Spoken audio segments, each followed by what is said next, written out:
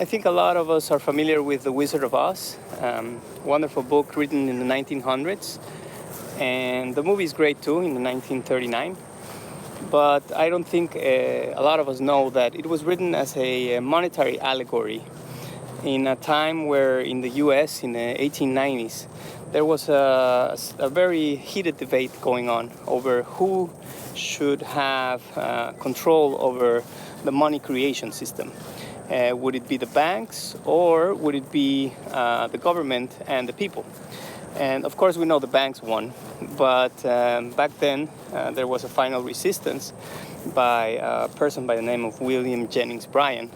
He was a US candidate twice and for president, and he led a final stand, and he was known as a pacifist and an anti-imperialist, and because of that he was harshly criticized, and therefore he was called a coward by many people. If you recall, our lion in Dorothy's story is a cowardly lion.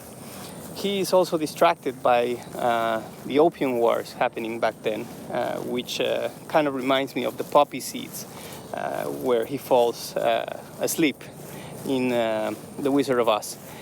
Anyway, he is accompanied by a scarecrow representing the farmers and the Tin Woodman representing the industrial workers who needed to be oiled in order to work properly. And Dorothy's March also it happens in the Yellow Brick Road, which the Yellow Brick Road basically represents the golden standard. At that time, it was decided, a little before that, it was decided that the gold would back the US dollar, and that would become the standard for many, many years until 1971, where Nixon decided to end that standard. But this is why Emerald City is all green, but also the monkeys, for example, have these golden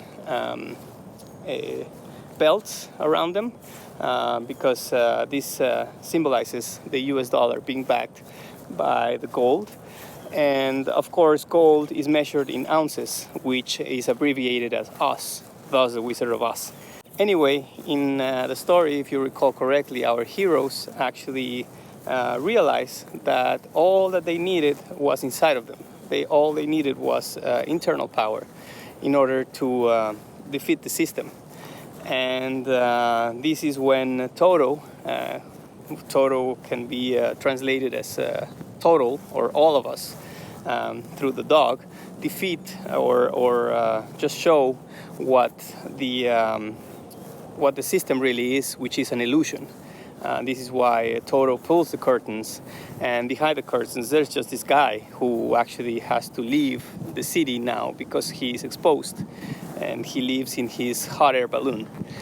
So I think that the most important message in this story is that we all have the internal power that we need to create everything that we require. And I don't know, it just reminds me of this debate.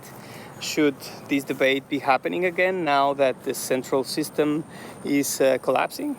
Or should we keep going and just kick the can further? I don't know. It definitely poses an interesting question, doesn't it?